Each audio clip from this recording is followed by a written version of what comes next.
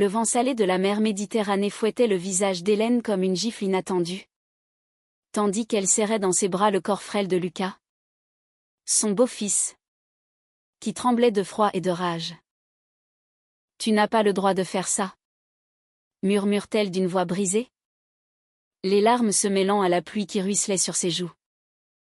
Derrière eux, la maison familiale perchée sur les falaises de la Costa Brava semblait un fantôme blafard, témoin muet de la trahison qui venait d'éclater comme une tempête longtemps contenue. Hélène n'avait jamais imaginé que le silence d'une maison vide pouvait être si assourdissant.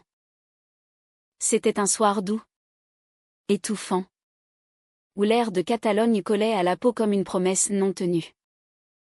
Stéphanie était partie pour Paris, un voyage professionnel, avait-elle dit. Les yeux fuyants, la voix trop légère. Seulement 3 jours, ma chérie.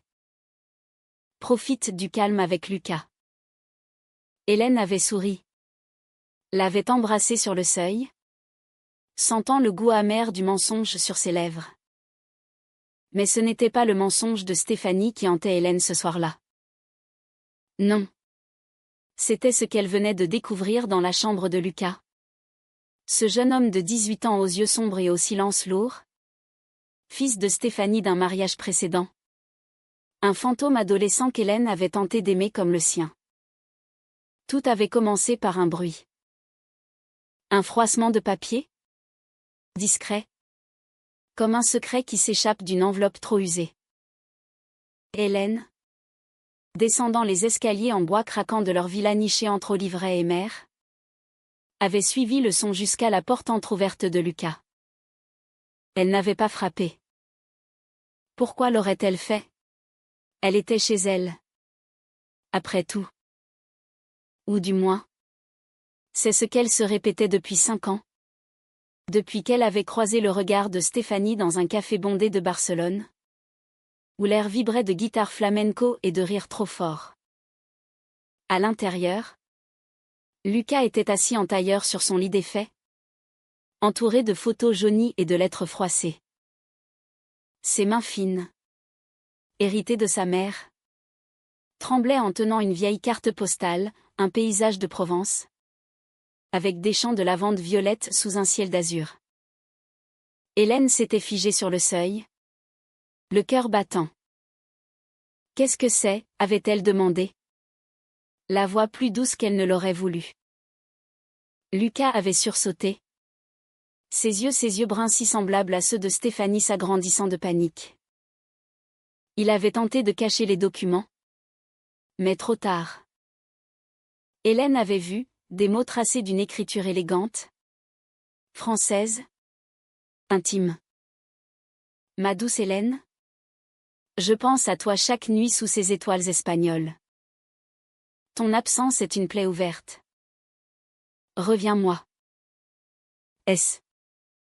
Le choc l'avait clouée sur place. Ces lettres n'étaient pas pour elle. Ou du moins, pas toutes. Certaines dataient d'avant leur rencontre, d'une époque où Stéphanie n'était encore qu'une ombre dans la vie d'Hélène. Mais d'autres étaient récentes. Des aveux chuchotés sur du papier? Des promesses de rendez-vous secrets à Madrid? Des regrets pour ce que nous avons brisé.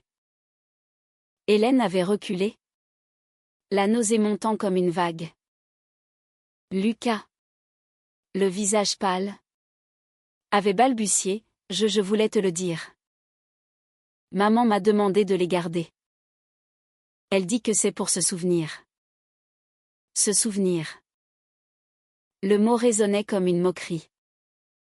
Hélène avait fui la chambre, descendant en trombe vers la cuisine où les olives noires dans leur bol de céramique semblaient la narguer de leur maturité fanée. Elle s'était effondrée sur une chaise, les mains pressées contre sa bouche pour étouffer les sanglots. Comment avait-elle pu être si aveugle? Stéphanie. Sa Stéphanie. Avec ses rires cascadants et ses caresses qui effaçaient les cicatrices du passé, un passé fait de femmes aimées et perdues. De divorces amers et de nuits solitaires à contempler la mer depuis leur balcon. Hélène. Parisienne exilée en Espagne pour un amour qu'elle croyait éternel, avait tout sacrifié, sa carrière de galeriste, ses amis du Marais, pour cette vie à deux, avec ce beau-fils réticent qui la regardait toujours comme une intruse. Les heures s'étirèrent en une nuit interminable.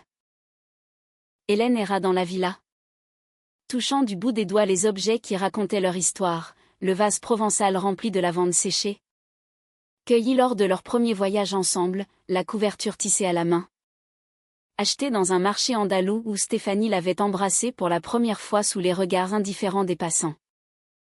Chaque détail était une piqûre, un rappel que leur romance, si passionnée, si française dans son élégance mélancolique, reposait sur des fondations fragiles.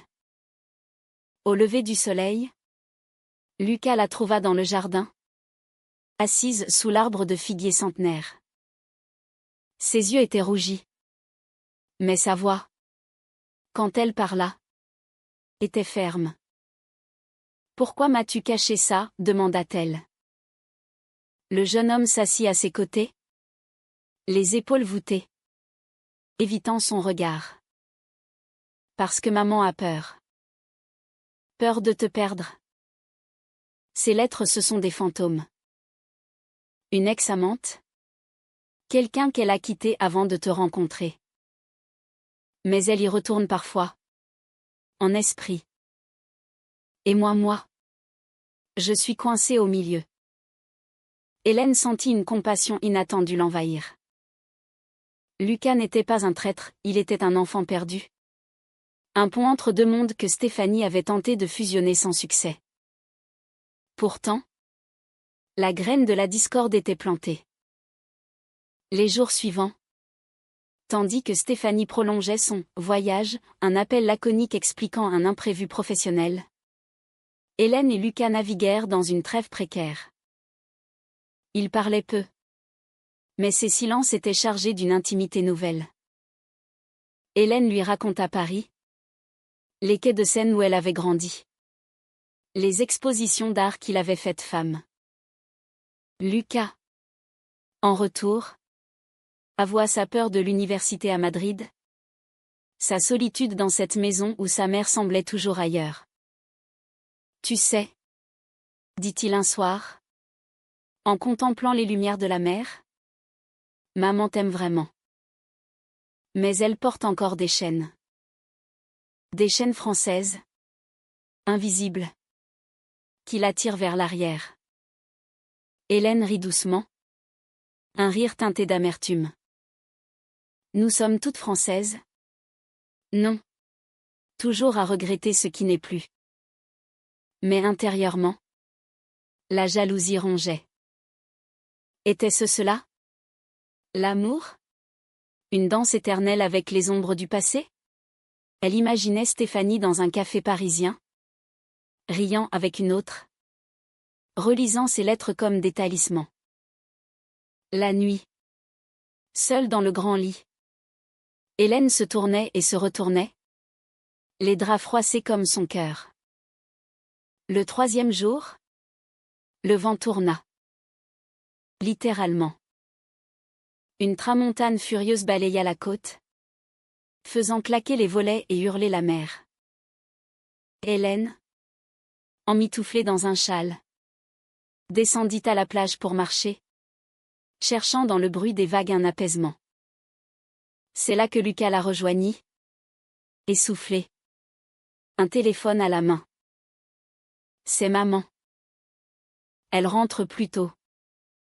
Ce soir. Le soulagement fut bref. Dans ses yeux, Hélène vit l'ombre d'une autre tempête. Stéphanie arriva au crépuscule, sa voiture cabossée par les routes sinueuses crachant des graviers sur l'allée. Elle descendit, élégante dans sa veste en lin froissé, ses cheveux noirs dansant dans le vent. « Ma chérie », s'exclama-t-elle, ouvrant grand les bras. Hélène se raidit, mais se laissa enlacer. L'odeur de son parfum jasmin et sel marin était un poison doux. Lucas observait depuis le porche, les bras croisés, Un masque impassible sur le visage. Le dîner fut un théâtre. Fromage de chèvre frais, pain croustillant et vin rouge de Priorat coulaient comme des mensonges. Stéphanie parlait sans cesse, des galeries visitées, des amis revus, des idées pour leur prochain voyage. Hélène hochait la tête, un sourire plaqué, tandis que ses doigts sous la table serraient le bord de la nappe. Lucas, silencieux, picorait son assiette, ses yeux passant de l'une à l'autre comme un arbitre impartial.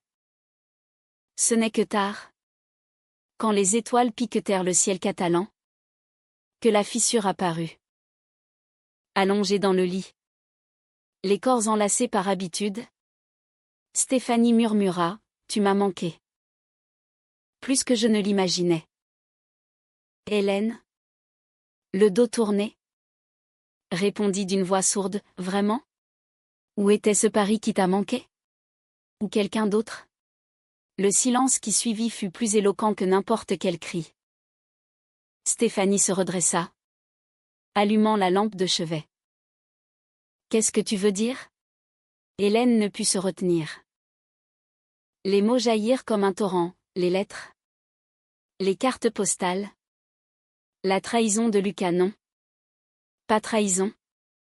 Révélation. Stéphanie pâlit. Ses lèvres tremblant. C'était rien. Des souvenirs. Une amie d'avant toi. Hélène. Une erreur du passé que j'ai fermée. Mais ses yeux trahissaient la panique. Hélène se leva, enfilant une robe de chambre, et sortit sur le balcon. La mer grondait en contrebas, un miroir noir reflétant sa douleur. Lucas, qui n'avait pas dormi, les entendit. Il se glissa dans le couloir, l'oreille collée à la porte. Ce qu'il fit ensuite, Hélène ne le sut que plus tard. Il prit son téléphone, composa un numéro gravé dans sa mémoire d'enfant blessé, et murmura dans l'obscurité, « Viens. Maintenant. » Elle sait tout. La nuit s'étira en accusations et en pleurs. Stéphanie jura, supplia, embrassa les mains d'Hélène avec une ferveur désespérée. « Je t'aime. Toi. Seulement toi. » Ces lettres, c'était pour exorciser. Pour me rappeler pourquoi je t'ai choisi. Hélène voulait croire, voulait se noyer dans ces mots comme dans les vagues. Mais le doute était une encre, lourde, implacable. Au matin, un bruit de pneus sur le gravier brisa la trêve fragile. Une femme descendit d'une voiture de location, grande, échevelée. La quarantaine avançait, avec un foulard rouge noué autour du cou. Isabelle. L'ex-amante. Le fantôme incarné. Elle n'avait pas changé, yeux verts perçants. Sourire en coin qui avait un jour conquis Stéphanie. « Je suis venue pour parler ?» dit-elle d'une voix rauque. Accent parisien pur. Pour clore ce chapitre. Hélène sentit le monde basculer.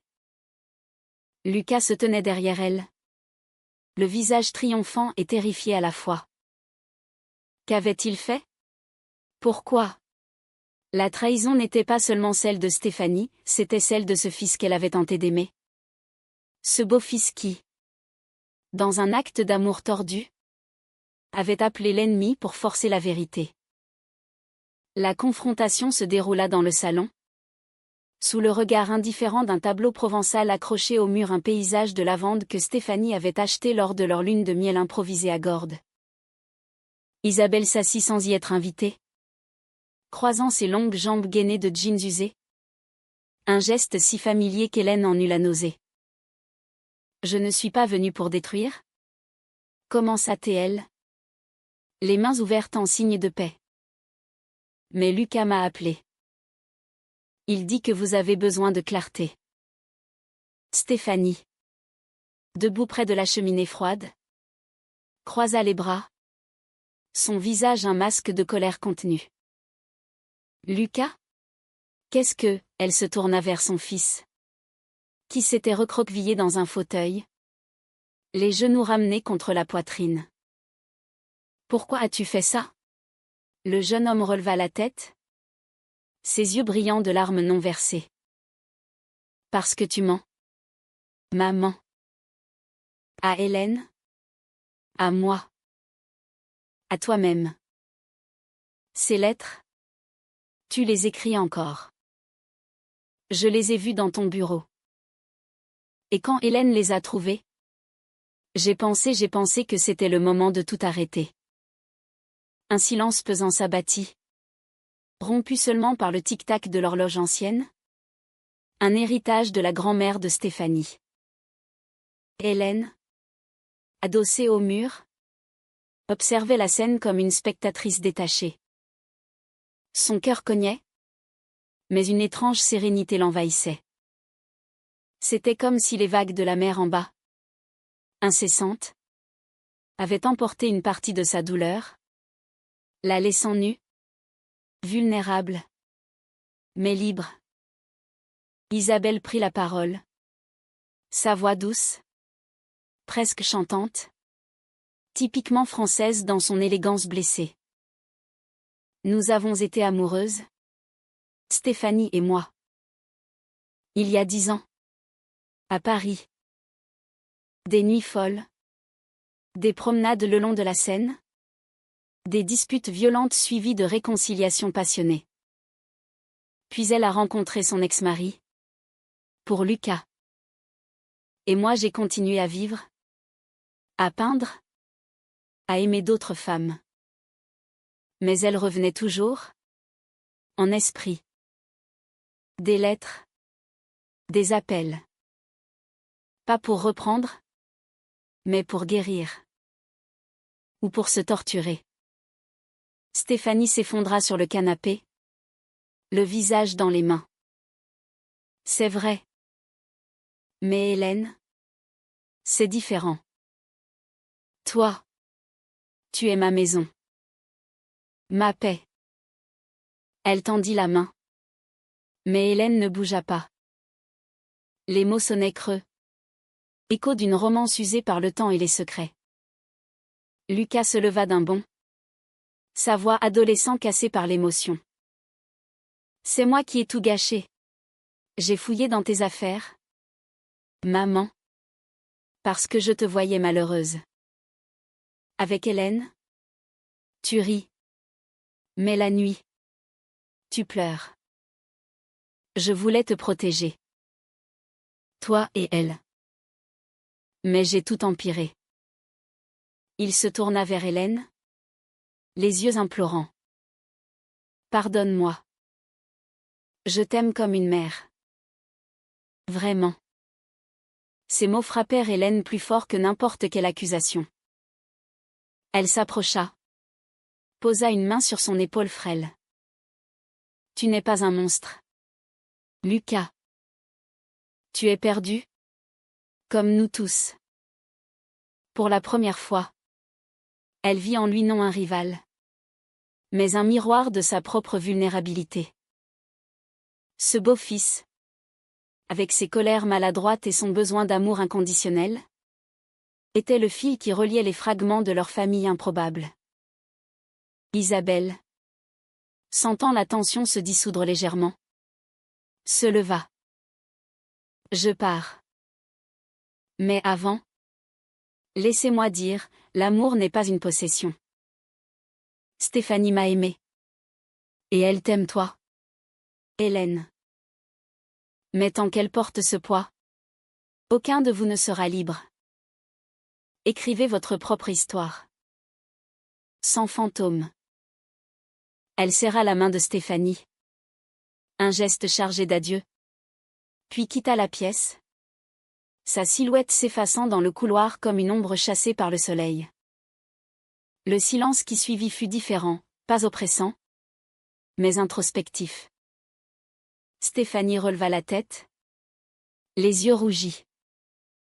Je vais tout brûler. Ces lettres. Ces souvenirs. Et je vais te dire tout. Hélène. Chaque détail. Chaque regret. Pas pour me justifier. Mais pour reconstruire. Hélène hocha la tête. Un sanglot coincé dans sa gorge. Et moi? Je t'écouterai. Mais pas aujourd'hui. Aujourd'hui. Nous marchons. Ensemble. Ils sortirent tous les trois. Laissant la villa derrière eux. La tramontane avait cessé. Laissant place à un ciel d'un bleu pur. Catalan. Ils descendirent le sentier escarpé vers la plage. Lucas entre elles deux. Comme un pont fragile. Le sable était chaud sous leurs pieds nus. La mer un tapis turquoise invitant à l'oubli. Stéphanie prit la main d'Hélène. Et pour la première fois depuis des jours, ce contact n'était pas teinté de doute, mais d'espoir ténu. Les jours suivants furent une danse délicate. Stéphanie tint parole, soir après soir. Autour d'une bouteille de vin ou sous les étoiles. Elle raconta. Son mariage raté. La naissance de Lucas comme un rayon de lumière dans la grisaille. Sa découverte de l'amour pour les femmes dans les bras d'Isabelle. Une artiste bohème croisée dans un atelier de Montmartre. C'était passion, dit-elle. Les yeux perdus dans le vague. Toi. C'est plus. C'est ancrage. Mais j'avais peur de ne pas être assez. Peur que mon passé te repousse. Hélène écoutait. Le cœur serré. Mais libéré. Elle partagea à son tour, son enfance dans un appartement haussmannien. Ses amours fugaces à l'université. Sa fuite en Espagne pour échapper à une vie trop rigide. Je t'ai choisi parce que tu étais libre.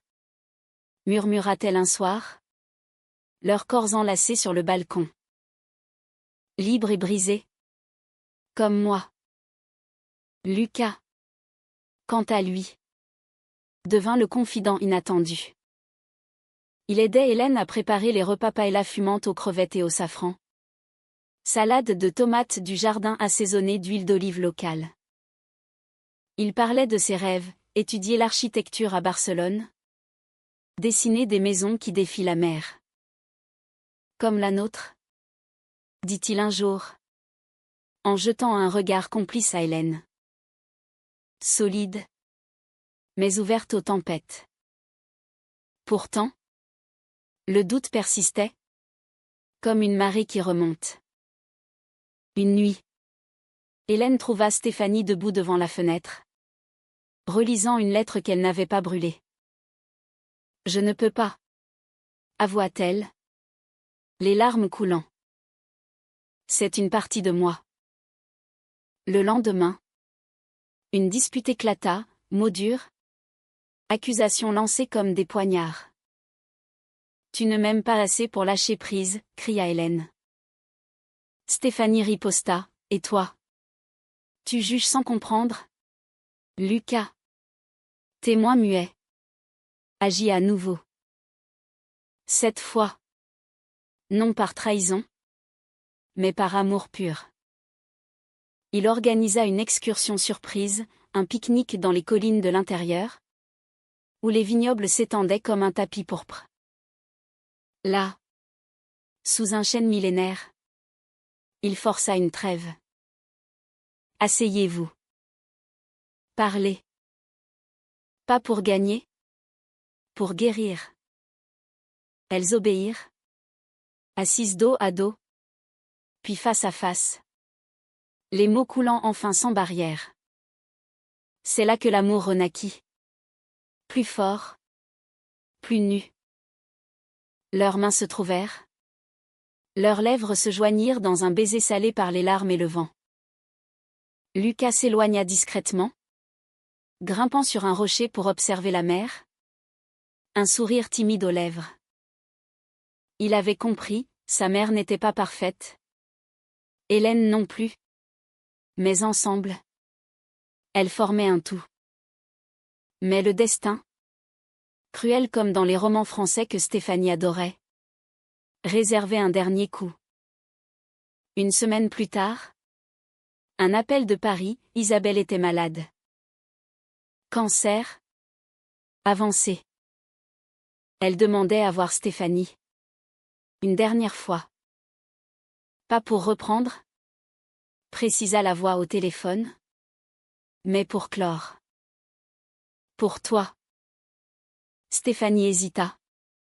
Le visage décomposé.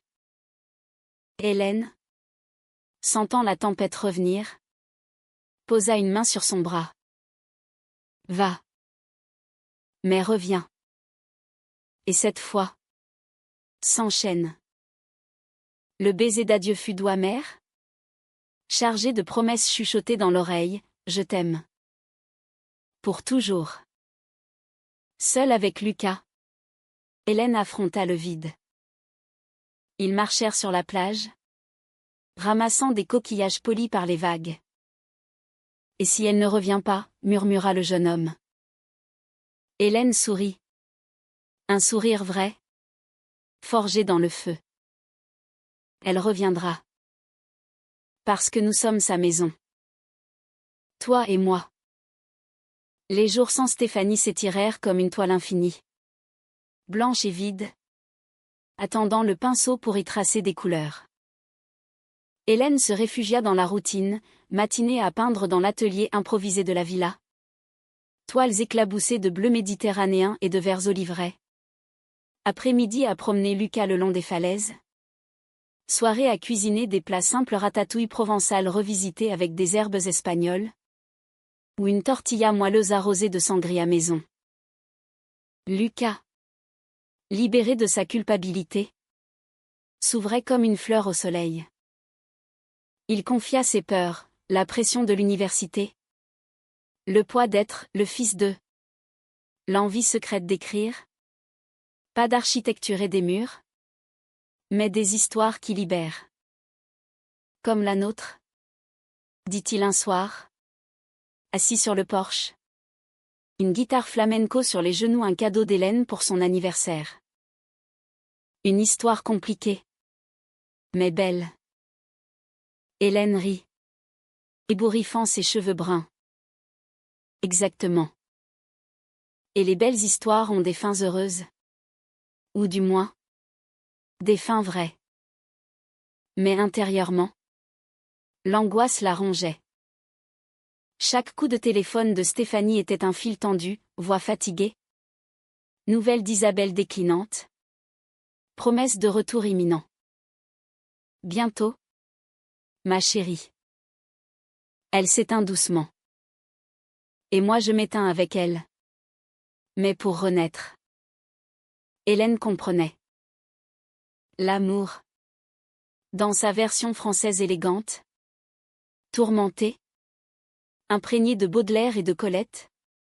N'était pas linéaire. C'était un labyrinthe de passions croisées.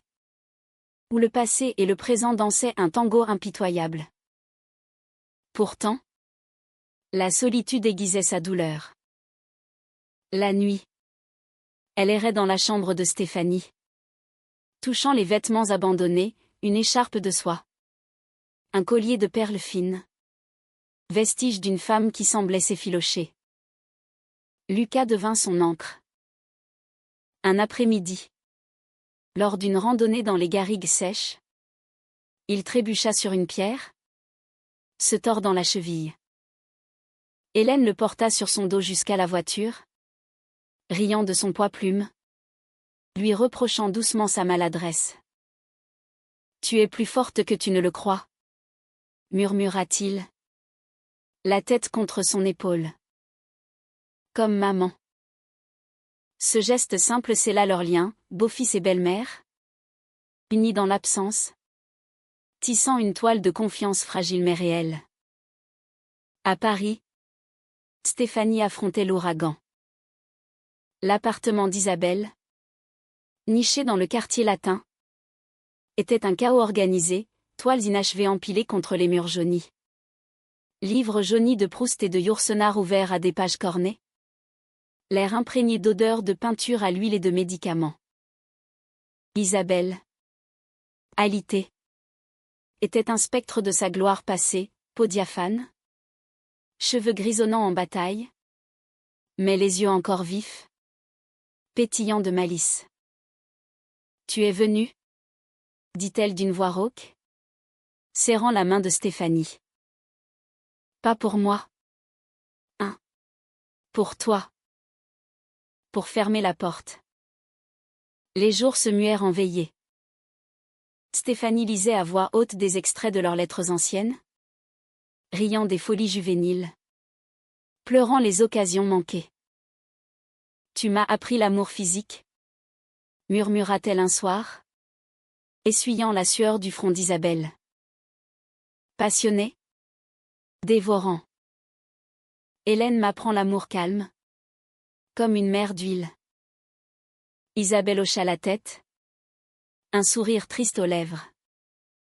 Alors pars, ma belle, et emporte-moi dans ton cœur, pas dans tes regrets. Brûle les lettres. Vie. La mort d'Isabelle survint une nuit d'orage. Parisien. Avec ses pluies battantes contre les carreaux. Stéphanie veilla le corps. Seule. Jusqu'à l'aube. Murmurant des adieux en français pur. Poétique. Adieu. Mon fantôme. Que la paix t'enlace. Elle brûla les lettres dans l'évier. Les flammes dansant comme des esprits libérés. La fumée accremplissant la pièce d'un rituel cathartique. Puis elle appela Hélène. La voix brisée mais claire, c'est fini. Je rentre. Avec moi. Cette fois. Tout entière. De retour en Espagne. L'aéroport de Barcelone fut un champ de retrouvailles. Hélène et Lucas attendaient. Un bouquet de lavande fraîche à la main, symbole de Provence. De France. De leur amour transfrontalier. Stéphanie apparut. Plus mince. Les traits tirés. Mais les yeux lumineux. L'étreinte fut un raz-de-marée, corps pressé. Lèvres affamées. Larmes mêlées. Lucas les observa. Un peu gauche. Puis se joignit. Formant un trio improbable sous les néons froids. La villa les accueillit comme une vieille amie. Ce soir-là, ils dînèrent sur la terrasse, paella aux fruits de mer. Vin pétillant de Catalogne. Rire qui perçait les silences encore tendus. Stéphanie raconta. Sans phare, les veillées. Les rires finaux. La paix trouvée dans l'adieu. Isabelle m'a libérée. Dit-elle. Levant son verre. Et toi? Hélène? Tu m'as attendu. Merci. Hélène? Le cœur gonflé. Répondit, nous nous sommes attendus. Tous. Mais la guérison n'était pas linéaire. Des nuits. Stéphanie se réveillait en sursaut.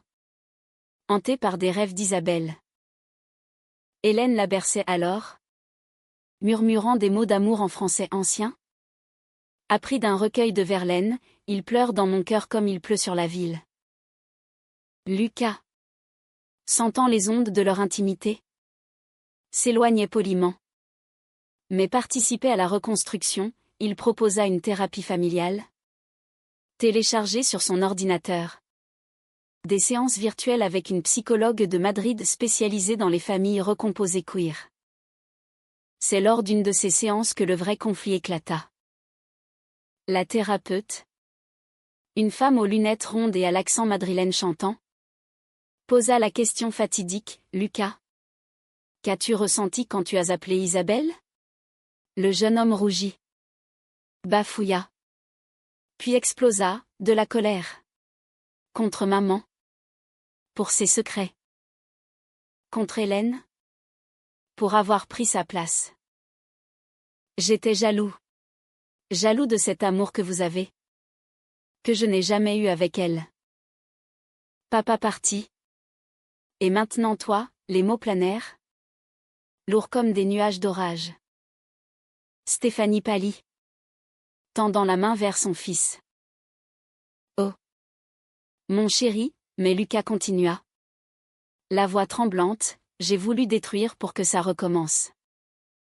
Pour que tu me vois. Moi d'abord. Hélène. Le cœur serré.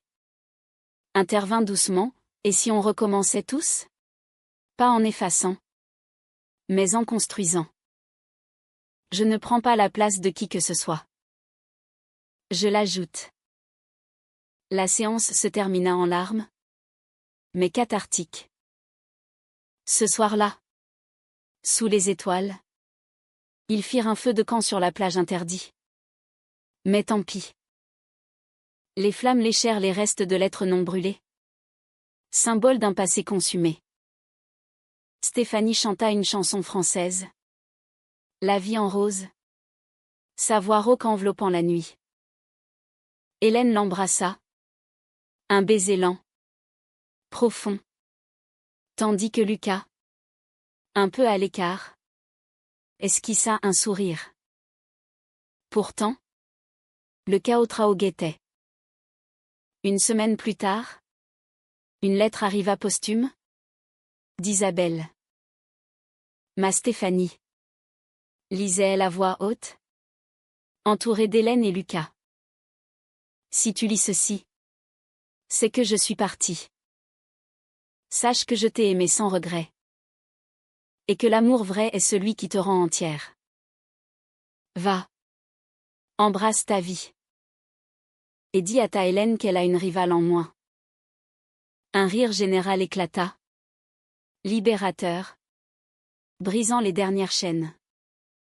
Mais la vie. Impitoyable. Réservait une ultime épreuve. Lucas.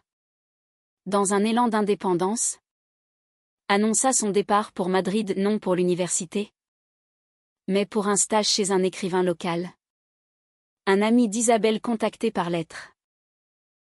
Je dois voler de mes propres ailes, dit-il. Les yeux fuyants.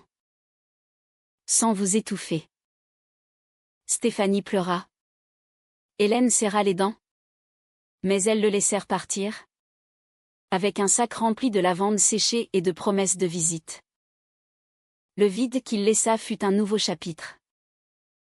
Hélène et Stéphanie. Seules enfin. Redécouvrir leur amour dans l'intimité retrouvée. Des matinées paresseuses au lit. Corps entrelacés sous les draps de lin, des après-midi à peindre ensemble. Hélène au chevalet. Stéphanie posant nue. Vulnérable. Magnifique. Tu es ma muse, murmurait Hélène. Le pinceau traçant des courbes sur la toile. Ma tempête apaisée. L'automne catalan arriva comme un amant discret, feuilles d'olivier jaunissant. Air plus frais chargé d'iode. Vendange dans les vignes voisines où l'on foulait le raisin pieds nus. Riant comme des enfants. Hélène et Stéphanie plongeaient dans cette saison avec une ferveur renouvelée. Comme pour rattraper les mois perdus en ombre. Elle voyageait en voiture le long de la côte. S'arrêtant dans des villages oubliés, Cadaqués. Avec ses maisons blanches blotties contre la roche, Tossa de Mar. Où elle dînait de poissons grillés face à la baie. Doigts entremêlés sous la table. Regarde-nous. Disait Stéphanie un soir. Allongée sur le sable encore tiède. La tête sur les genoux d'Hélène. Deux femmes mûres. Follement amoureuses. En Espagne. Qui l'aurait cru? Hélène caressait ses cheveux. Sentant la texture soyeuse sous ses doigts. Moi. Si. Depuis le premier regard. Dans ce café de Gracia. Ton sourire il a effacé Paris. Leur rire se mêlait au bruit des vagues. Un duo harmonieux. Humain dans sa simplicité. Les appels de Lucas étaient des ponts jetés sur l'océan. Il parlait de ses nuits blanches à écrire, des rues madrilènes bruissantes, des premiers amours timides d'un garçon rencontré dans un bar littéraire, aux yeux verts comme les siens. Je suis heureux, maman. Et toi, Stéphanie? La voix émue répondait, plus que jamais. Grâce à toi. Grâce à nous. Hélène écoutait.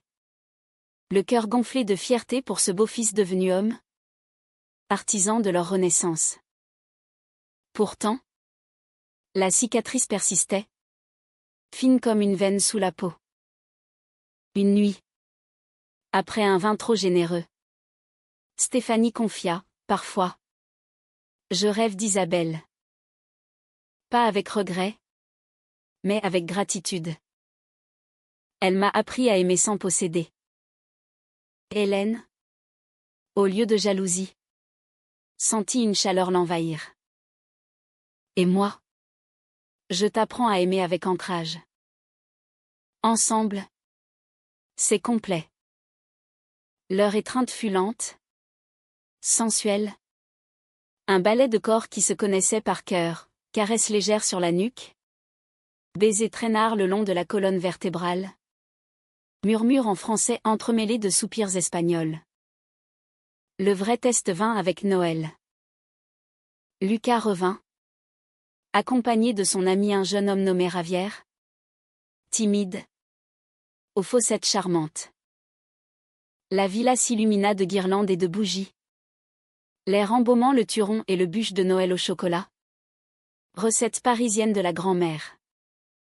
Le dîner fut un festin d'émotions, toast à l'absence d'Isabelle, rire sur les bêtises de Lucas enfant, confession chuchotée sur les peurs d'aimer.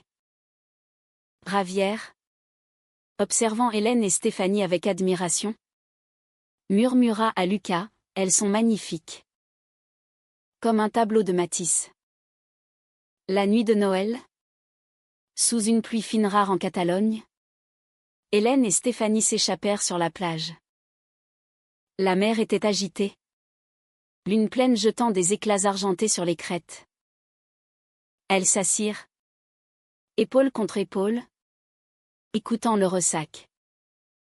Souviens-toi de notre premier Noël ici, dit Stéphanie. La voix rêveuse. Tu as pleuré parce que la paella avait brûlé. Hélène rit. Et toi? Tu as dansé nue dans la cuisine pour me consoler. Le moment culmina en un baiser passionné. Leurs corps se moulant l'un à l'autre. Indifférents à la pluie qui mouillait leurs vêtements. C'est là, sous ce déluge doux, que la catharsis finale opéra. Je te pardonne tout, murmura Hélène, les lèvres contre l'oreille de Stéphanie. Les secrets, les doutes. Parce que tu m'as choisi. Encore et encore. Stéphanie, les yeux clos, répondit, et je te choisis toujours. Pour les joies, les tempêtes, les silences. Lucas, les observant de loin avec Ravière, sentit un poids se lever. Il avait été le déclencheur du chaos, mais aussi le guérisseur. Son acte appelé Isabelle n'était pas une trahison, mais un cri d'amour maladroit. Un appel à la vérité dans une famille tissée de non-dits. Le printemps ramena Lucas pour de bon. Après son stage, il s'installa dans une petite chambre louée à Barcelone, mais passait les week-ends à la villa, apportant des histoires fraîches et des vins de la Rioja.